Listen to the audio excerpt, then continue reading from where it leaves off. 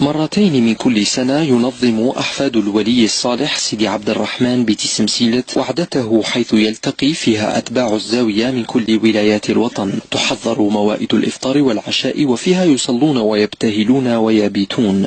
الزيارة هذه اللي جينا قاعدين احنا بها، احنا ناويين النية بها، ناويين مثلا اللي هو مريض يبرأ، اللي هو مجنون يريح، اللي هو فقير يبرأ من الزمان، اللي هو خاص علم ربي ينفعه ان شاء الله بالعلم. ناويين مثلا اللي هو مريض يبرأ، اللي هو مجنون يريح، اللي هو فقير يبرأ من الزمان، اللي هو خاص علم ربي ينفعه ان شاء الله بالعلم. انا جيت من الجزائر العاصمة، جينا قاصدين الزاوية سيدي عبد الرحمن، جينا قاصدينها بالنية والصفاء، وزيارة رانا نجوها يعني كل سنة كل عام، يعني من تقوم هذا الحفل هذا نقصده. سؤالي عن الذين يزورون قبور الشيوخ لقصد الشفاء من مرض معين أو لأجل إنجاب الأولاد ومثل ذلك، وينحرون لهم الذبائح، فما حكم هؤلاء جزاكم الله خيرا؟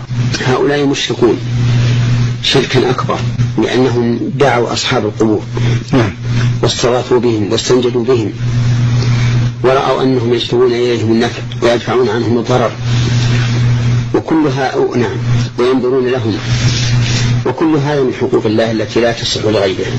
فعلى هؤلاء أن يتوبوا إلى الله عز وجل، وأن يرجعوا إلى توحيدهم وإخلاصهم قبل أن يموتوا على هذا، فيستحقوا ما أخبر الله به عن المشركين في قوله: إنه من يشرك بالله فقد حرم الله عليه الجنة ومأواه النار وما للظالمين من أنصار.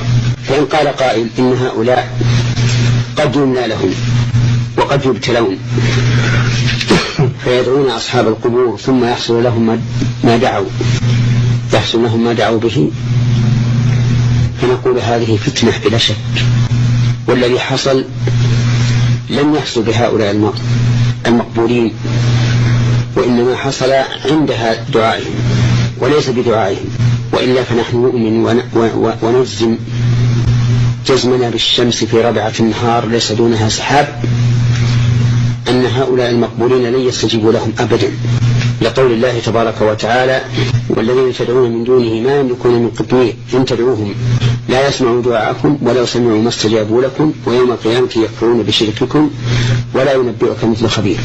ولقول الله تعالى: ومن أضل ممن يدعو من دون الله من لا يستجيب له إلى يوم القيامة وهم عن دعائهم غافلون وإذا حشر الناس كانوا لهم أعداء وكانوا بعبادتهم كافرين.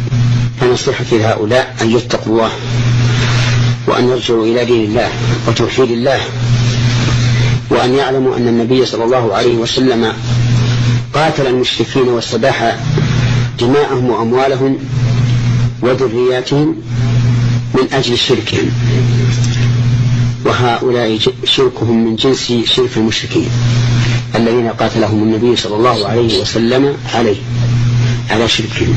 جزاكم الله خيرا. شيخ محمد، تكثر مثل هذه